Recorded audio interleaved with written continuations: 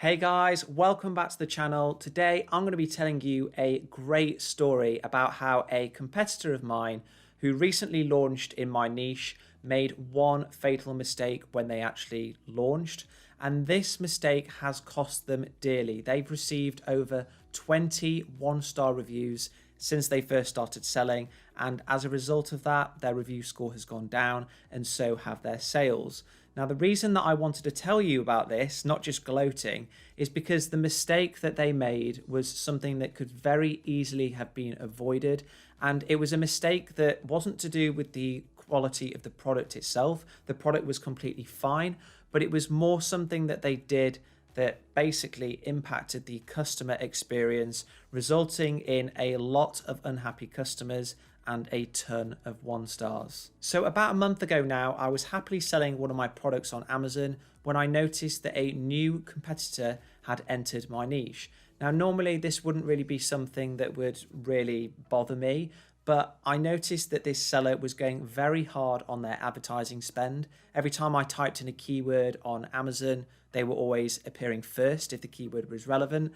And above all, the thing that mainly concerned me was that this brand was fairly well known. It wasn't like a mega brand by any means, but for me, within my product niche, it was definitely a brand that I would consider a bit of a threat. So I looked at the listing in a bit more detail and everything seemed to be 10 out of 10.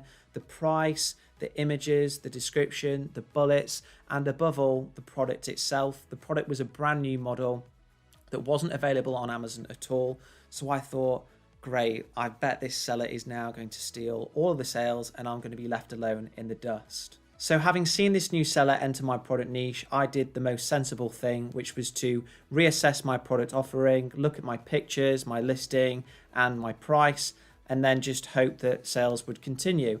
Now, fortunately, they didn't drop off a cliff, but they did definitely reduce, and I could see that it was because of this competitor. The competitor was smashing it out the park, and their bestseller ranking was climbing massively.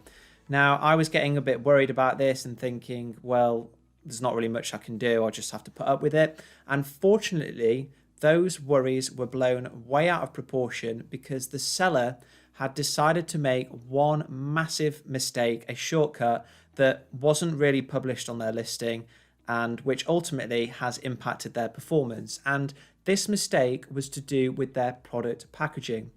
So I only realized that they'd made this mistake because they started to get a ton of one-star reviews coming through a couple of days after they launched. And all of these reviews, I'll show you in a second, were basically commenting on the packaging, saying that it was cheap, it was nasty, the box was unbranded, it had rubbish sellotape on it, and it just looked like a complete knockoff. And I was really smug about this because I thought that is the number one thing that Amazon FBA sellers or just sellers anywhere in the world should not do, which is scrimp on the packaging, which will ultimately impact the customer experience. So let's have a look at what the one-star reviews say, because I took much glee in going through the listing earlier, taking pictures. So here is literally a very small snapshot of some of the one-star reviews received. So the first one we've got says, this was a gift for somebody's mum on Christmas Day. The box was plain with made in China being the only writing on the outside. The whole package seemed very low grade and poorly done. It was wrapped up with poorly placed sellotape. And when I saw that, I was just like, wow, what an idiot. How can you sell a product on Amazon like that and just not even bother with the unboxing experience? So we got a ton more reviews that basically came up exactly like that. I'm not going to read through all of them, but I will put them on the screen now. So you can kind of see all of them are commenting on the fact that it's a white box, that it's got made in China plastered on it, that it's got sellotape plastered on it, etc., etc. And just now, as I've been preparing for this video, I noticed that the seller has actually commented on all of these one-star reviews saying, well, we were just trying to be environmentally friendly and that's why we did it in plain packaging. And I actually saw a customer reply again and they made a very good point, which is what I was going to say on this video anyway, which is you can still be environmentally friendly and have good looking packaging. Like having a white box with horrible yellowing sellotape, somebody said, and made in China plastered across it is not going to do you any favors, and it's probably not going to be any more friendly for the environment than having just a normal package, like piece of cardboard packaging that has got like a nice logo or a nice bit of branding put on it. So over the past week, this seller has continued to get a ton of 1-star reviews, and all of those 1-star reviews are just commenting on the packaging. They're not commenting on the product or anything else. It's all about the cheapness of the packaging, which impacts the unboxing experience and how giftable the product is.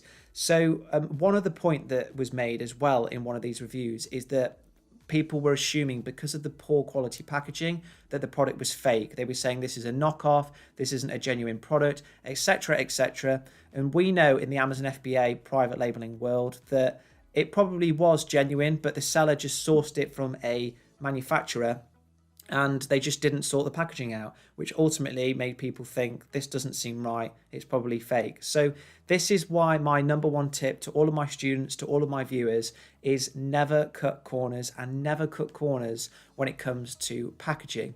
Now, if you are new to the Amazon FBA world and you don't quite know how to go about having your own custom packaging made, well, let me tell you, it's very easy and it can be done for a very reasonable price.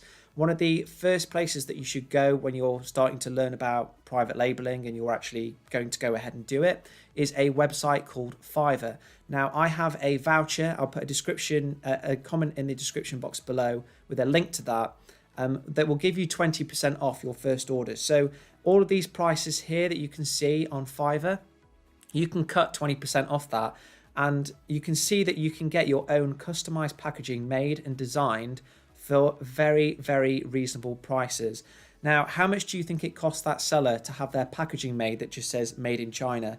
Probably nothing. And I can assure you that just having a box with better branding on it or a couple of images might cost, say, 10 or 20 quid, and it would have saved them a ton of money in terms of the lost sales that they've had as a result of all of those 1-stars. Now, if you've seen quite a few of my videos before, you'll know that I am very big on the packaging angle, so much so that my first product in the same niche as this seller actually comes in a lovely gift box, and it didn't really cost me anything extra at all.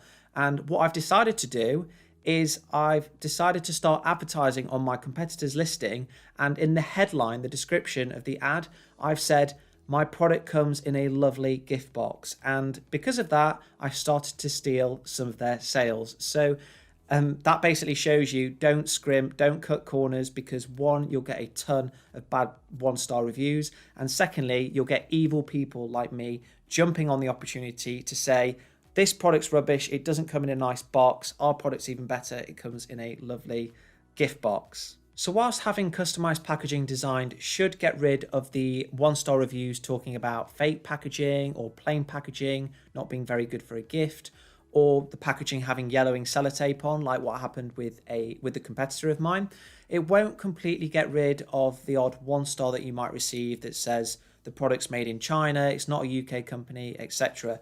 And the reason for that is because we have to put on the packaging somewhere where the product is made. So what's the obvious solution to this? Well, the solution actually came to me very clearly the other day when I was in my parents' kitchen and I noticed that they had a brand new tin opener in its packaging on the side, and I picked it up, and on the packaging it said with a big logo, designed in the UK. And I thought that was a great way to get around this, because on the back in very, very small writing, it did say made in China. But I think if most people saw that designed in the UK thing, they probably wouldn't think to look elsewhere, and they'd think, oh, I'm supporting a UK company, which is true. So that would be my advice to you guys, whether you're based in the US, Europe, the UK, wherever, on your packaging also include a little logo or a piece of text that says designed in the UK or Europe or wherever you're based. So that is my advice for this week's video. When it comes to packaging and the unboxing experience for the customer, don't cut corners. Get something nice designed, and I can assure you that it will pay dividends with your 5-star reviews that will come through and increased sales as a result. If you're worried about cost, if you think I can't afford it, well, you've got two options. You can either have something very simple designed for a very cheap price, which I can assure you will look better than plain packaging, or alternatively, just ask your supplier. Say, do you have existing packaging that we can use, that we can amend by adding our brand name to?